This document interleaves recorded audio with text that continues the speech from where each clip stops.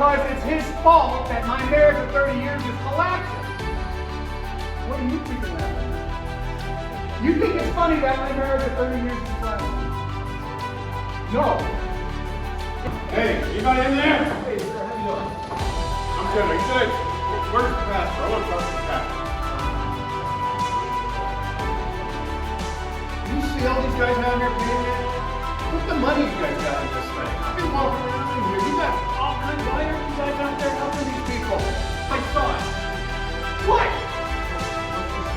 The situation is I'm going to take my son to ice cream, okay? I'm not into all this God stuff, alright? I want to take my son, to get some ice cream. Figure it out happy and bring him back. But right now, I want to go get some ice cream with my son. Do you want to do this with no problems? Because There is a problem. You are my problem. all right if we come in and check? What's your problem? What's your problem? I'm just trying to go to the bathroom. You got a problem with that?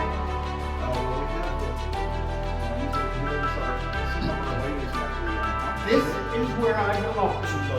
Get up and run it. Because when you have people sitting home on Sunday and they can't come to church, you got depression that sets in. You can have substance abuse that sets in. You can have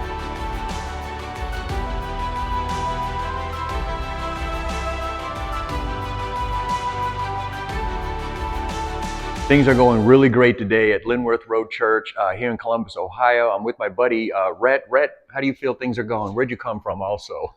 I came from Tulsa, Oklahoma. I'm representing Asbury Church today. Wow. And yeah, it's been great training, great de-escalation training. We've run through a few scenarios, and now we're going through active shooter response. So you're having a good day? Absolutely. Did you have... My name's Dan. I came from all the way up from North Carolina to take this class, and it's going really great.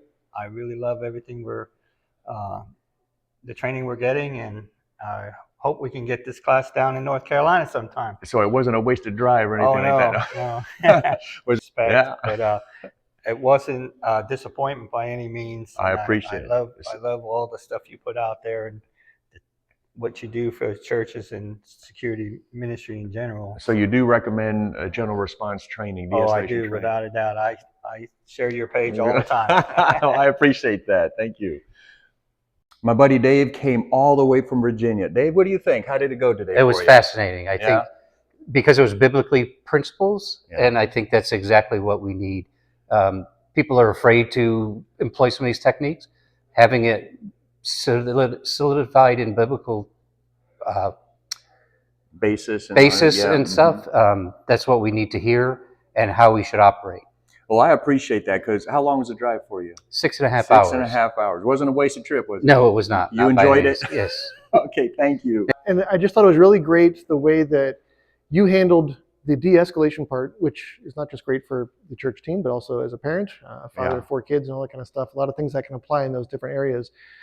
But the de-escalation talk that you had, and then the way that Marko started off with the social versus asocial, and how that is just such a binary difference there. In the asocials, you can't de-escalate, Right. and you're not going to talk off the edge there.